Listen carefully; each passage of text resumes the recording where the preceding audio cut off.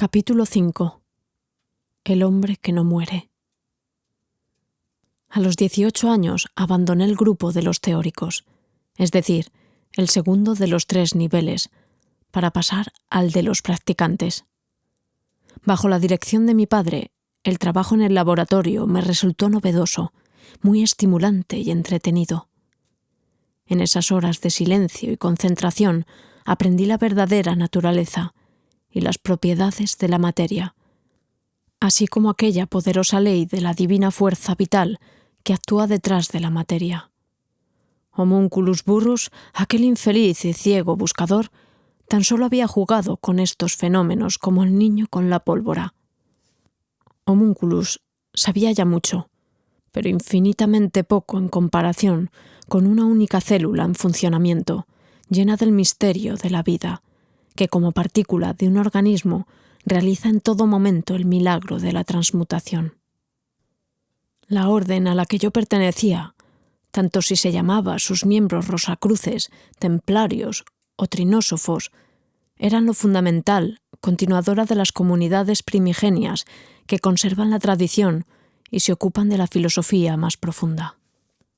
La orden de Pitágoras también se erigía en guardia de este eterno fuego sagrado, así como la de los esenios de Judea, en la que Jesús se preparó para el cumplimiento de su misión como Cristo.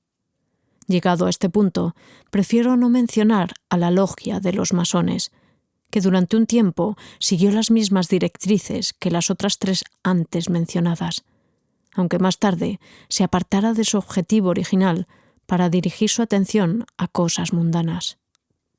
El centro de la orden del siglo XVIII se ubicaba en el castillo de Karl von Hessen y en la escuela mística de Luisenland, ubicada en Slegin. Su superior era un personaje de mala fama a los ojos de las masas, temido, malinterpretado y admirado por los aristócratas y profundamente venerado por los elegidos. El conde de Saint-Germain, amigo de Karl von Hessen, el hombre que nunca muere. El misterioso hechicero, sabio y mago, testigo de los siglos, arcano enviado de la hermandad secreta. La orden hermética, de origen egipcio en sus rasgos y ritos básicos, abarcaba también la mística cristiana de Christian Rosacruz. Este personaje, nacido en 1388, fue un noble alemán educado en un convento que, con ocasión de un viaje de peregrinación que realizó a Tierra Santa, fue iniciado en el misterio de las ciencias ocultas por unos eruditos árabes de Damasco. Allí permaneció 3 años para viajar después a Fez, en África, donde adquirió otros conocimientos sobre las ciencias de la magia y de las relaciones entre el microcosmos y el macrocosmos. Después de pasar por España, regresó a Alemania, donde fundó una sociedad de características monacales bajo el nombre de Sanctus Spiritus, a la que se retiró para continuar sus estudios. Más tarde aceptó como discípulos algunos monjes del convento donde había pasado su infancia y fundó la primera sociedad de los Rosacruces. Los resultados de su investigación quedaron registrados en numerosos libros, que todavía hoy están en poder de dicha orden. La tumba de Rosacruz fue descubierta 120 años después de su muerte. Una escalera conducía a la cripta funeraria, en cuya puerta podía leerse la siguiente inscripción: Post annos 120 patevo. Dentro ardía una luz que se apagó en el mismo instante en que su descubridor entró en ella. La cripta tenía 7 paredes y 7 esquinas, y cada lado tenía 5 pies de longitud y 8 pies de altura. La parte de arriba simbolizaba el cielo y la de abajo la tierra. El techo se dividía en triángulos, los lados en cuadrados. En el centro se levantaba un altar al que se había fijado una placa de cobre con las letras ACRC y las palabras Hoc Universi Compendium Vivus Mihi Sepulcrum Feci, grabadas en ella.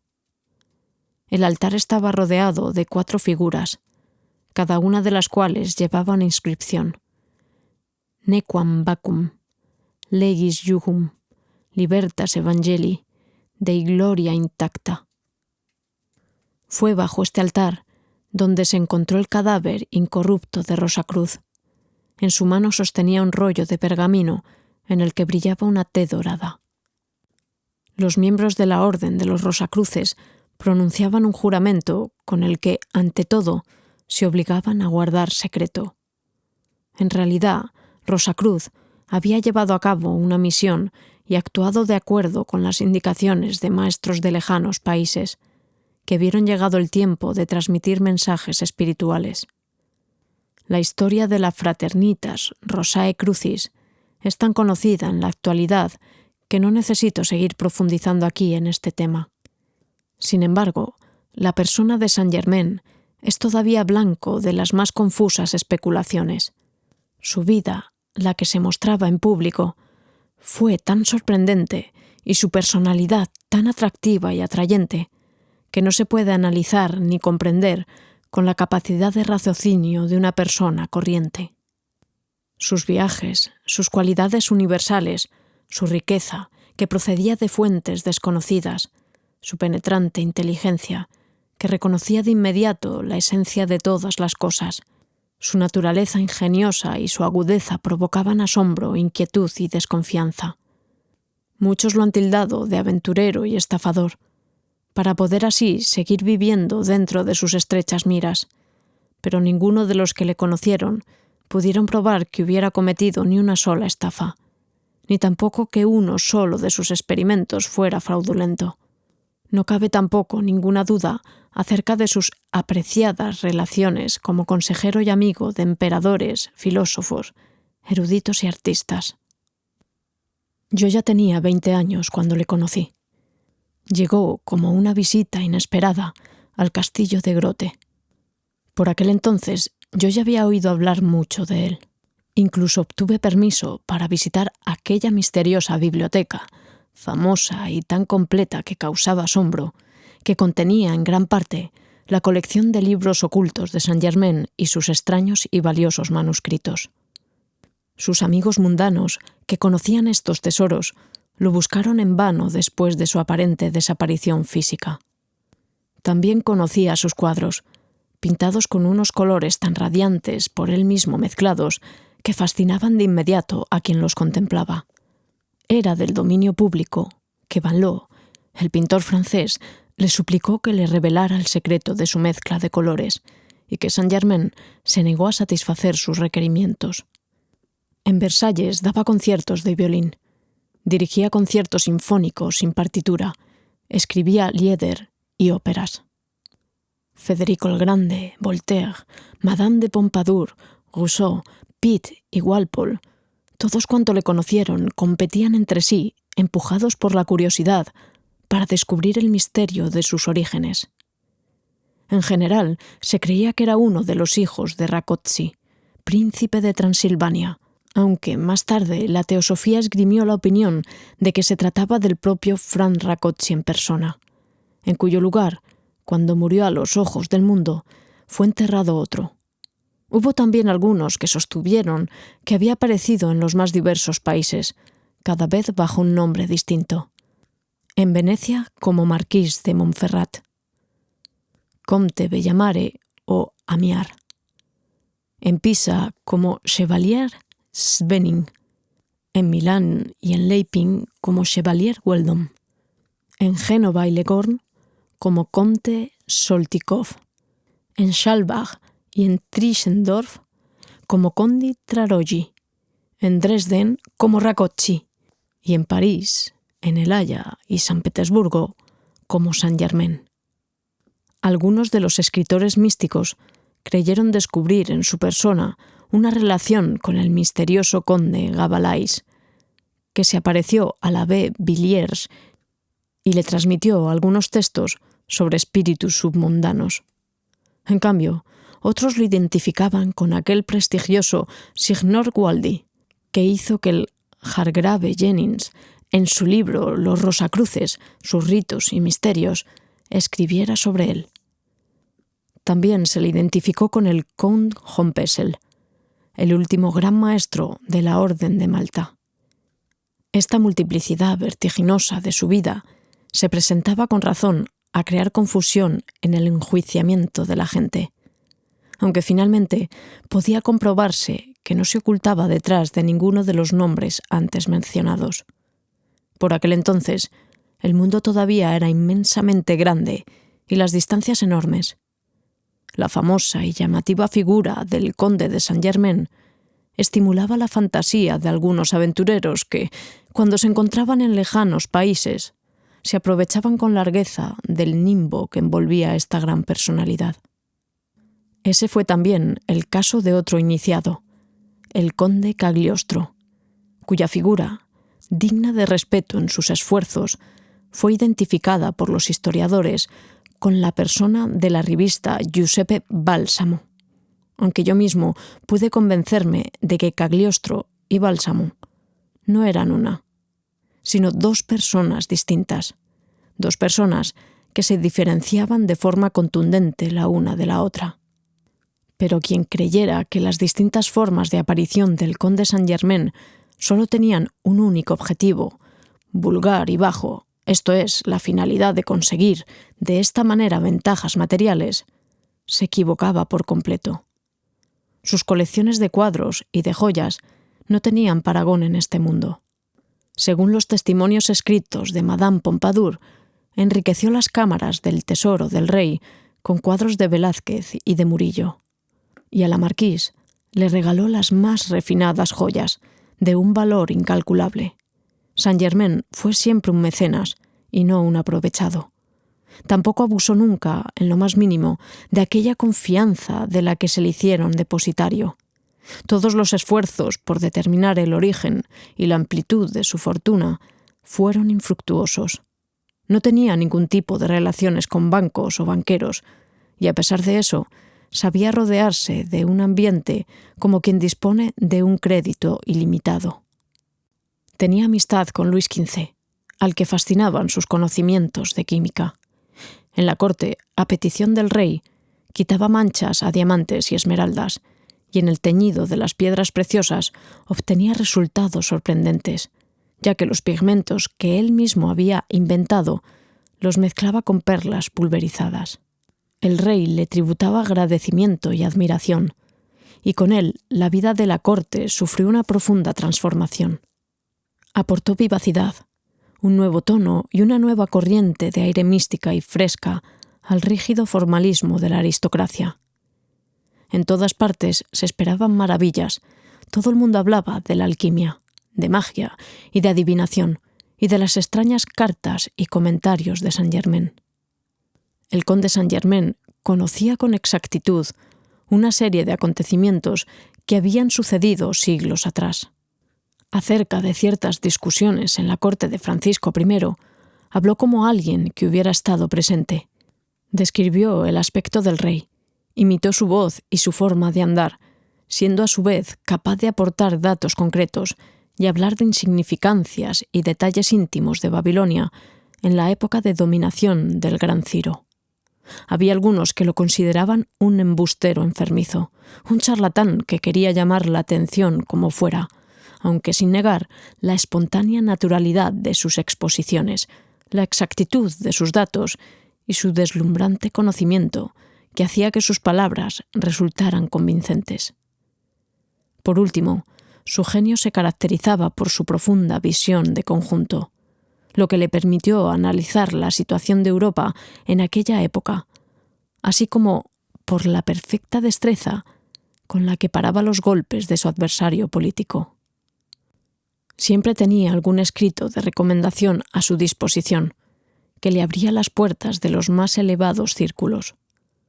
Durante el reinado de Pedro el Grande, residió en Rusia, y entre 1737 y 1742 fue invitado de honor en la corte del Shah de Persia, aunque el aprecio y el respeto por su persona se extendía de Persia a Francia y de Calcuta a Roma. Su conocimiento de las lenguas era sobrenatural. Hablaba con fluidez alemán, inglés, italiano, portugués, español, francés con acento del Piamonte, griego, latín, sánscrito, árabe y chino, hasta el punto de que en cada país que visitaba se le recibía como a un auténtico nativo. Tenía tal destreza con las manos que era capaz de escribir el mismo texto con las dos a la vez. Y si se colocaban ambas hojas al trasluz, una sobre la otra, se podía comprobar que las líneas y letras de los dos fragmentos coincidían con exactitud. También era capaz de escribir dos textos diferentes al mismo tiempo.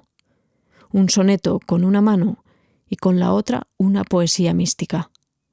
2 veces llevó a cabo en público la transmutación, y sus elixires rejuvenecedores y embellecedores y sus medicamentos eran acogidos con entusiasmo fuera donde fuera.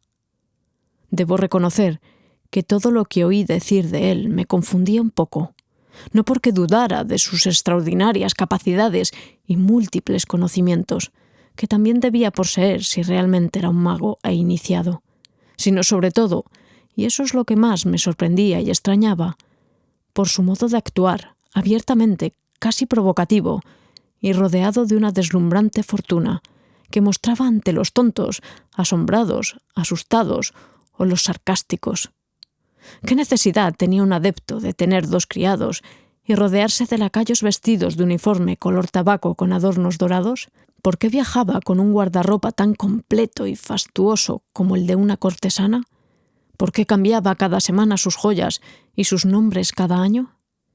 Expuse a mi padre mis dudas y él sonrió. Saint Germain necesita toda esa farsa tan poco como tú o como yo. No le pide nada a esta vida. Lo único que quiere es regresar al albergue del ermitaño en el corazón del Himalaya, de donde vino y desde donde fue enviado al mundo, por fuerzas más poderosas que él, para llevar a cabo una determinada misión. Y así lo hará en cuanto la haya cumplido. Debe saber que incluso en los banquetes más opíparos no prueba alimento alguno, y solo vive de una escasa dieta sin carne, preparada siguiendo sus propias recetas. Durante las primeras horas de la madrugada, realiza sus ejercicios de concentración y de meditación, basados en el esoterismo oriental, y no se acuesta con ninguna mujer. Puesto que domina tanto el secreto de la transubstantación de la piedra más sencilla en una piedra preciosa como también el secreto de hacer oro, le resulta muy sencillo hacerse con cualquier máscara complaciente con la que el mundo lo acepte mejor y lo escuche con más atención, que si apareciera como un monje calvo llevando una túnica amarillenta. El arte del deslumbramiento que se hace visible de algunas maneras no es más que la abracadabra del médico, con cuya ayuda atrapa la fantasía de un niño enfermo mientras lo ausculta. Le introduce por arte de magia en la boca una amarga medicina o incluso le extirpa peligrosos tumores.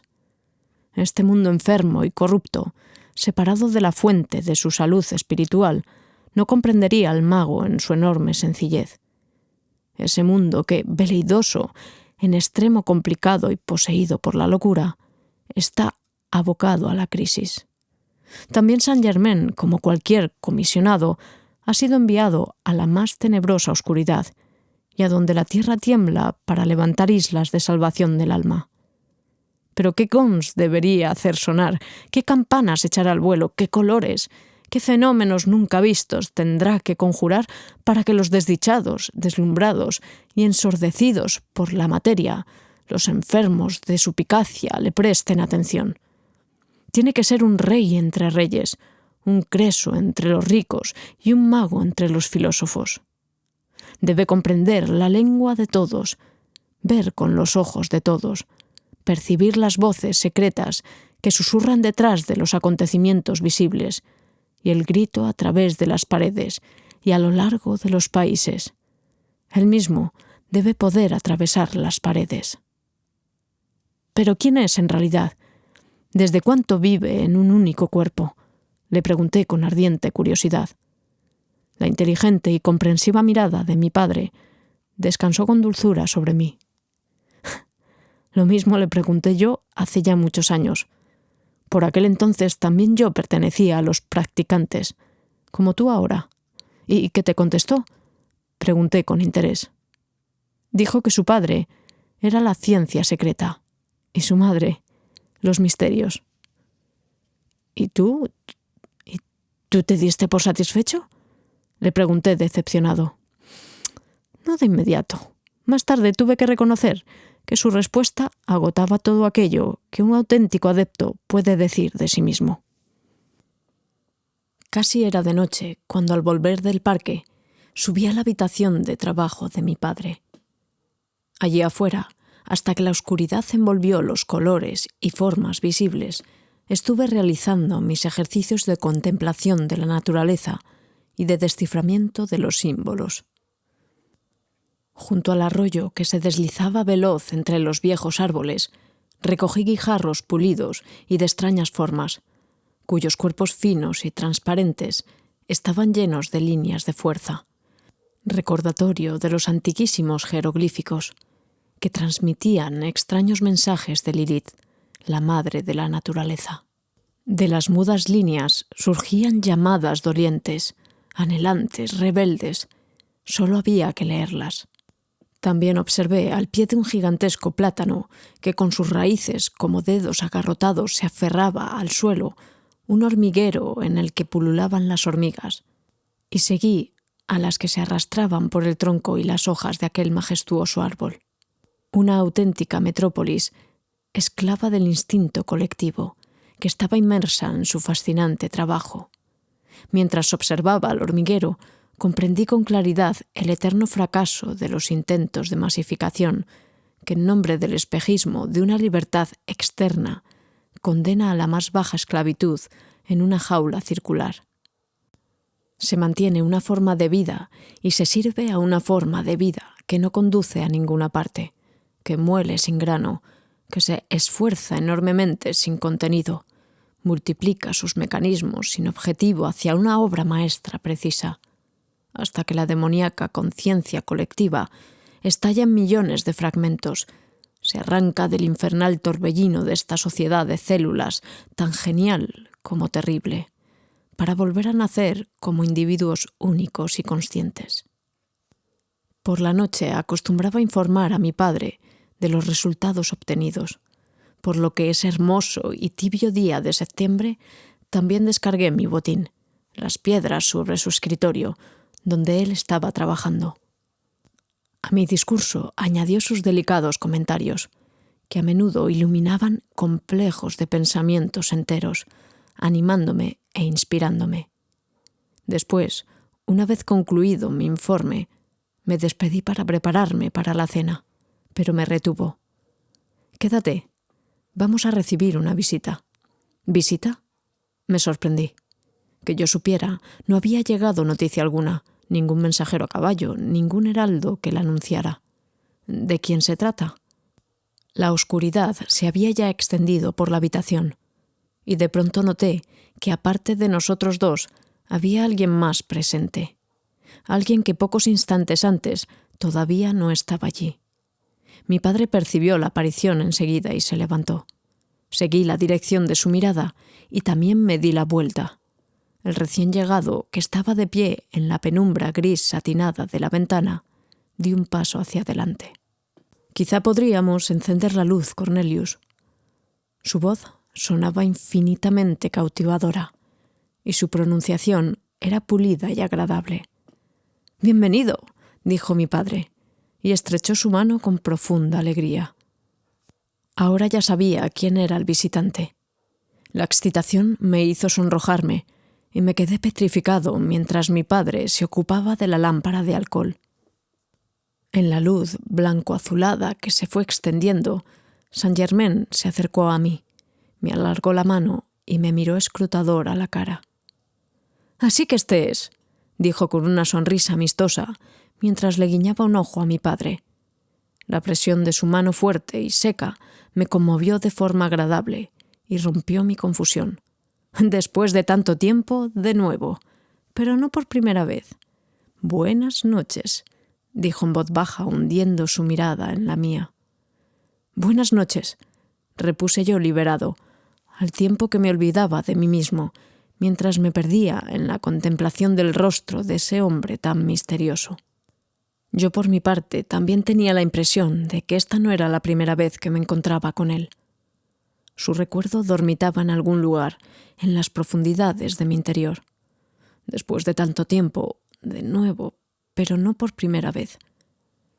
Él sabía dónde, en qué lejanía creadora de torbellinos profundos pasados nos habíamos encontrado. Pero para mí tan solo era una sombra del recuerdo, que de forma pasajera apareció en mi interior. Sus ojos eran oscuros, misteriosos, dulces. Brillaban con un humor inteligente, penetrantes e inquisidores, y al mismo tiempo lo comprendían todo. Su rostro era alargado, su nariz fina, delgada y algo arqueada. En las comisuras de su boca aleteaba la misma sonrisa inteligente y cautivadora que se ocultaba en su mirada. Cuando se reía, ganaba en belleza, no solo por la perfección de su dentadura, sino sobre todo gracias a una expresión infinitamente cautivadora, limpia y alegre, que dominaba en su rostro.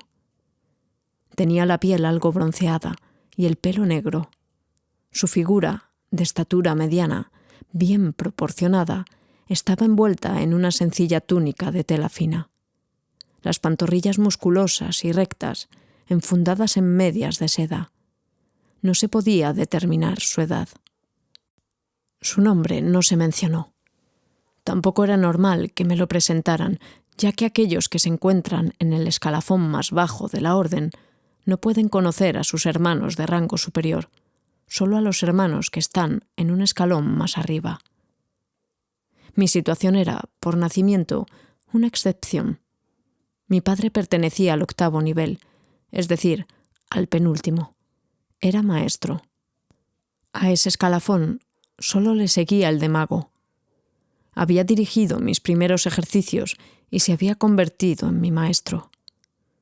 A Saint-Germain, cuando de forma inesperada aparecían los encuentros de la orden en Rothenburg, nadie lo llamaba por su nombre mundano, ya que al igual que los demás miembros, dentro de la comunidad recibía otro nombre.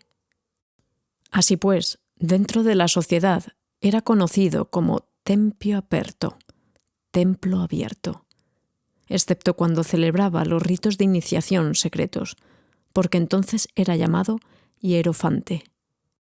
La orden estaba dividida en 9 niveles: juniores, teóricos, practicantes, filósofos, minores, mayores, adeptus exemptus, magister y finalmente magus. Todos estos formaban aquella oculta jerarquía. En los escalafones más bajos contaba con numerosos adeptos, pero a medida que se iba subiendo se hacían cada vez más escasos y solitarios. Su extremo final, de acuerdo con el número mágico 9, era Dios, el número 10, o la dualidad de 1 Dios y 0 mundo. Pero la posibilidad de conocer a un hermano de rango superior no era una gracia que me hubiera caído simplemente del cielo. En algún momento lo había ganado. En el silencio cada vez más profundo de la iniciación, recordé de pronto. Antes de mi caída, a lo largo de muchos siglos, había alcanzado como miembro de la sociedad el umbral de las últimas pruebas. Estaba dotado, era sensato y disciplinado, pero solo en el marco de los parámetros humanos.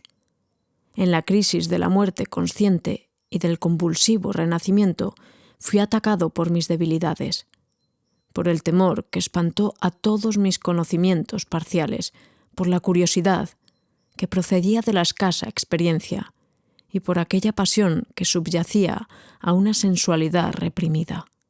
Al mismo tiempo, sin embargo, mis ideales eran muy altos y comprendía muchas cosas respecto a la teoría de los misteriosos símbolos y verdades de la existencia.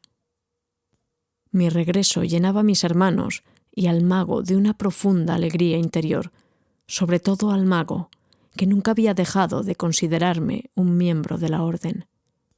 Esta recaída temporal fue, a pesar de todo el sufrimiento personal, el experimento práctico de una tesis que había sido expuesta en el ámbito interior de la iniciación mística, que yo, fuera, en medio de la realidad enrevesada, conflictiva, desconcertante y material, debía aprender, comprender y despertar a la vida eterna. El misterio de la iniciación tiene siempre lugar en dos ocasiones. Una, cuando el ser, inmerso en la esfera de la tierra, entra en el templo de los misterios con la experiencia de la vida, pero con la conciencia del otro mundo todavía sin empañar. Las pruebas que él solo, en el silencio del tiempo concentrado y del espacio rejuvenecido, supera con ardor, se graban en su alma, en unas pocas y simples líneas de contornos comprimidos, porque estas pruebas contienen en sí mismas todos los símbolos de aquella tentación tardía, todas las posibilidades y todos los peligros y el verdadero sentido de todo. El desarrollo se conserva en el alma. Sus perfiles brillan también a través de la vestidura del cuerpo, que se hace cada vez más densa. Y así se pierde el recuerdo, que se hace poco a poco más borroso, y la clave para poder descifrarlo. Esta penumbra dolorosa y ardiente, que entreteje los inquietos sueños de la vigilia, le empuja a uno de un lugar a otro, de una experiencia a otra, entre las barricadas del mundo diurno. Es la eterna insatisfacción, el imponente avanzar en el tiempo para alcanzar objetivos efímeros, tras los cuales siempre está la quimera, esta luz errática, sagrada, que sigue atrayendo más allá de la pasión, del afán de gloria, del conocimiento humano, de la muerte y del nacimiento. Siempre más allá de nuevas formas de vida, siempre más allá para volver, sin embargo, al punto de partida por un camino trazado de acuerdo con un mapa. Y aquí tiene lugar la segunda iniciación, la última, al final del camino, después que los fuegos han sido apagados, en función de todas las vivencias y experiencias, en el sacudimiento de la teoría despertada a la vida. La puerta del templo del primer misterio se abre hacia adentro, la puerta del segundo misterio hacia afuera. Pero aquel que ha cruzado la puerta una vez no puede encontrar la salida antes de haber recorrido el enorme arco del camino, de puerta en puerta. La aparición de Saint Germain en Grotte trajo un gran cambio a mi vida. Mi padre me comunicó que viajaría a París con el conde. Sentí la tensión tensa con la que me observaba y esperaba mi reacción ante aquella posibilidad. ¿Me alegraría? ¿Tomaría la noticia con una sospechosa efusión de sentimientos? ¿Reaccionaría con timidez o con confusa inquietud? Miré honradamente en mi interior y no me avergoncé de manifestarle aquella serenidad apagada, cubierta de cenizas, que había en mí al respecto. Sabía que debía viajar cuando se me enviara. Había aprendido que cada acontecimiento que me salía al paso o que se me imponía era una parte característica de mi tarea, que solo y únicamente afectaba a mi persona. Me incliné obedientemente ante la decisión. ¿Qué debo hacer en París?, pregunté en voz baja. Serás el secretario, el fámulos del conde. Vigilarás, observarás, aprenderás y obedecerás sus indicaciones en todas las cosas. ¿Durante cuánto tiempo permaneceré ausente? Ardía en mí la dolorosa y dulce añoranza de mis padres, de mi viejo parque y de todos aquellos días que había pasado sumido en la paz del trabajo. Hasta que tu misión se haya concluido, dijo mi padre con firmeza, pero yo me avergoncé a causa de mi ansiedad y de mi inmadura curiosidad. Mi madre estaba a su lado de pie. Su rostro delgado y pálido irradiaba tanto ánimo y con tal viveza que la abracé. La distancia no afecta al espíritu, me murmuró al oído. Antes de un examen importante, siempre hay que repasar la materia aprendida hasta el momento, para comprobar la existencia de posibles lagunas en el conocimiento. Vete en paz, Cornelius.